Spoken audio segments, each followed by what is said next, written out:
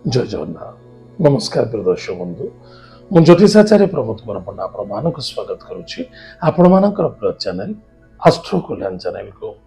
प्रिय दर्शक बंधु जो व्यक्ति मान तो चैनल को देखुं सब्सक्राइब करना सब्सक्राइब करंतु लाइक करंतु शेयर करंतु। एबे आसंतु जानिबा भगवान शनिदेव कुंभ राशि मीन राशि को गोचर करेंगे दीर्घ 2.5 वर्ष पाए क्यों दिन ठार आरंभ हम 29 मार्च 29 तारिख मार्च मास सन 2025 ठारू 2.5 वर्ष पर्यंत शनिदेव मीन राशि गोचर करेंगे।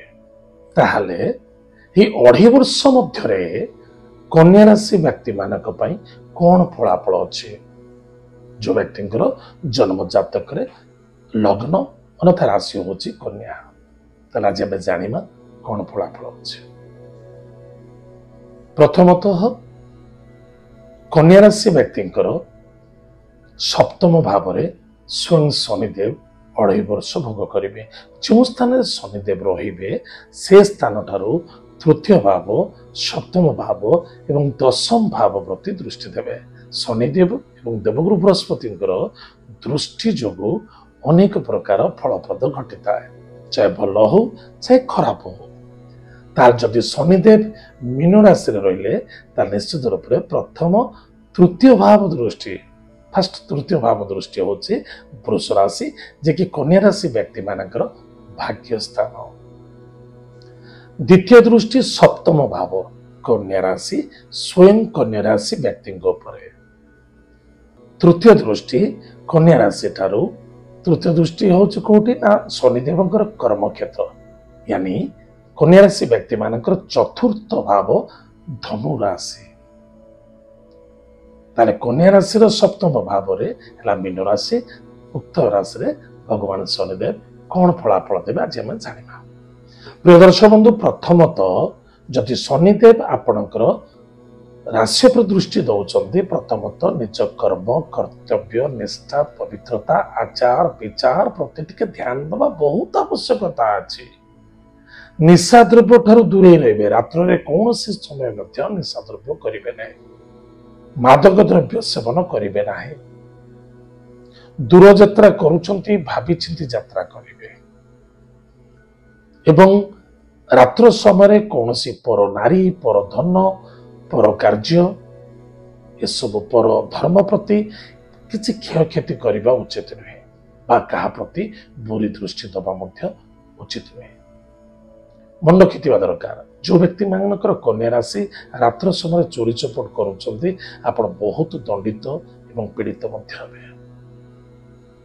चोरी खाली एटा नुहे मु का घर जाके चोरी करदेवी सेमती किसी ना जदि मु क्या न जणई क्या घर जदि गोटे पियाज बा रसुण अन्यथा कौन फलटे भी उठे नहीं आसे सी चोरी रे गणती हम कहीकि आनंद आया प्रति ध्यान देवे। रात्र समय पानपत्र चूर्ण एवं पिता जिनस सेवन करंतुनी क्या दान करंतुनी या द्वारा आपण को बहुत क्षतिग्रस्त देखा दब। ताहले वाणी को नियंत्रण रखिबा निशा द्रव्य ठारू दूरे रहिबा एवं निज कर्म एवं कर्तव्य प्रति ध्यान दबा ताहले आमे निश्चित रूप से अधिकरु अधिक लाभवान होबा।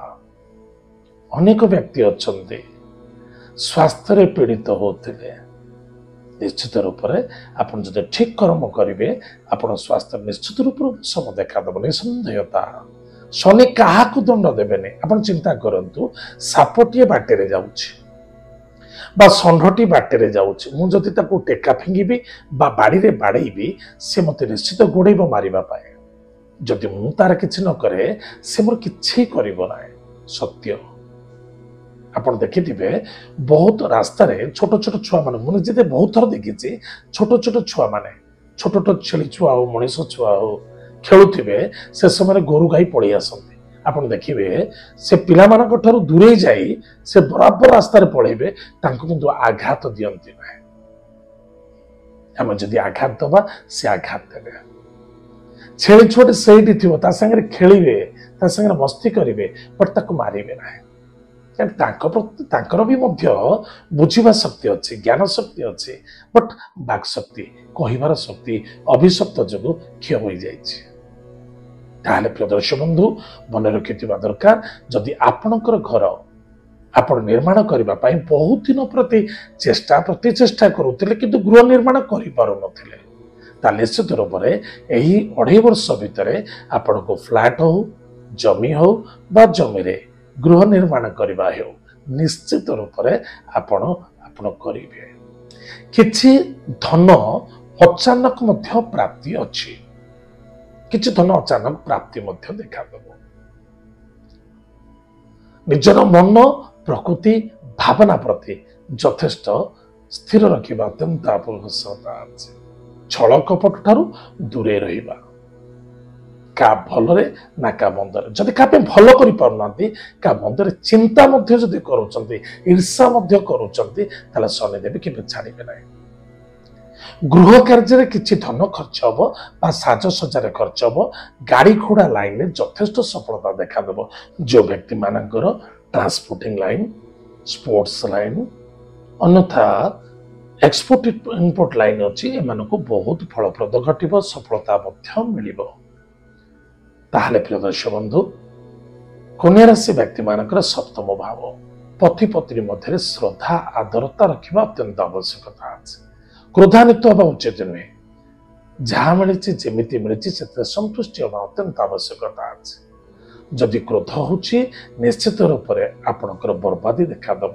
ଯେଉଁ ପିଲାମାନେ ଡିଭୋର୍ସ କରିବା ପାଇଁ ଆପ୍ଲାଏ କରିସାରିଛନ୍ତି, ନିଶ୍ଚିତ ରୂପରେ ଆପଣଙ୍କର ବହୁତ ଦିନ ଧରି ଆପଣ ଡିଭୋର୍ସ ଚାଲିଥିଲା କିନ୍ତୁ କ୍ଲିୟର ହେଉନଥିଲା, ଡିସିସନ୍ ଫାଇନାଲ୍ ହେଇପାରୁନଥିଲା, ନିଶ୍ଚିତ ରୂପରେ 2.5 ବର୍ଷ ମଧ୍ୟରେ ଫାଇନାଲ୍ ହେବ। ଯେଉଁ ପିଲାମାନଙ୍କର ବିବାହରେ ବାଧା ଆସୁଥିଲା, ବିବାହ କରିପାରୁନଥିଲେ, ବିଳମ୍ବ ଦେଖାଯାଉଥିଲା, ନିଶ୍ଚିତ ରୂପରେ ଶନିଦେବଙ୍କ କୃପାରୁ ସୁପତ୍ନୀ, ସୁକାର୍ଯ୍ୟ, ସୁପତି ଆପଣ ନିଶ୍ଚିତ ରୂପରେ ପ୍ରାପ୍ତି କରିବେ, ନିଃସନ୍ଦେହତା। କିନ୍ତୁ ମନେ ରଖିଥିବା ଦରକାର, ଧର୍ମ କାର୍ଯ୍ୟରେ ଯଥେଷ୍ଟ ସଫଳତା ମିଳିବ, ପାର୍ଟନରସିପ୍ ଦ୍ୱାରା ସପୋର୍ଟ ମିଳିଯିବ ଏବଂ କୌଣସି ବି କାର୍ଯ୍ୟ କରୁଛନ୍ତି, ଆପଣ କିଛି ଅର୍ଥର ଆବଶ୍ୟକତା ଅଛି, କର୍ମର ଆବଶ୍ୟକତା ଅଛି, ବ୍ୟକ୍ତିର ଆବଶ୍ୟକତା ଅଛି, ତାହା ନିଶ୍ଚିତ ରୂପରେ ଶନିଦେବଙ୍କ କୃପାରୁ ଆପଣଙ୍କୁ ପ୍ରାପ୍ତି ହେବ। ଏତଦ୍ ବ୍ୟତୀତ କନ୍ୟା ରାଶି ବ୍ୟକ୍ତି ମାନଙ୍କର ଭାଗ୍ୟସ୍ଥାନ ଯିଏକି ବୃଷଭ ରାଶି, ଶନିଦେବଙ୍କର ଦ୍ୱିତୀୟ ଦୃଷ୍ଟି, ଭାଗ୍ୟର ଉଦୟ ଦେଖାଦେବ। ପିତାଙ୍କ ଦ୍ୱାରା ସପୋର୍ଟ ମିଳିବ, ପରାକ୍ରମ କ୍ଷେତ୍ରରେ ବିଜୟ ପ୍ରାପ୍ତି ହେବ, ଦୂରଯାତ୍ରା, ବିଦେଶ ଯାତ୍ରା, ଭ୍ରମଣ ଯୁଗ ମଧ୍ୟ ଦେଖାଦେଉଛି। ଆପଣଙ୍କର ଡିସିସନ୍, ଆପଣଙ୍କର ଚିନ୍ତାଧାରା ଉଚ୍ଚ କୋଟର ଦେଖାଦେବ। ଶଳା, ଶାଳୀ ଏମାନଙ୍କ ଦ୍ୱାରା ସପୋର୍ଟ ମିଳିବ। ଏମାନେ ଆପଣଙ୍କର ସପୋର୍ଟକୁ ନେଇ ଆଗକୁ ମଧ୍ୟ ବଢ଼ିପାରିବେ। ନିଶ୍ଚିତ ଧର୍ମ କାର୍ଯ୍ୟରେ ବିଜୟ ପ୍ରାପ୍ତି ହେବ, ଇନଭେଷ୍ଟମେଣ୍ଟ ମଧ୍ୟ ଦେଖାଦେବ। ଯେଉଁ ବ୍ୟକ୍ତିମାନେ ମନ୍ଦିର ନିର୍ମାଣ କରିବାକୁ ଚାହୁଁଛନ୍ତି ବା କୌଣସି ସେବା ଟ୍ରଷ୍ଟରେ କିଛି ଇନଭେଷ୍ଟ କରିବାକୁ ଚାହୁଁଛନ୍ତି ବା ଚାହୁଁଥିଲେ, ଅନ୍ୟଥା କିଛି ତୀର୍ଥଯାତ୍ରା କରିବାକୁ ଚାହୁଁଥିଲେ, ତାହେଲେ ଜବରଦସ୍ତ ସଫଳତା ସମୟ ଅଛି, ନିଶ୍ଚିତ ରୂପରେ ଅଧିକରୁ ଅଧିକ ଦେଖାଦେବ।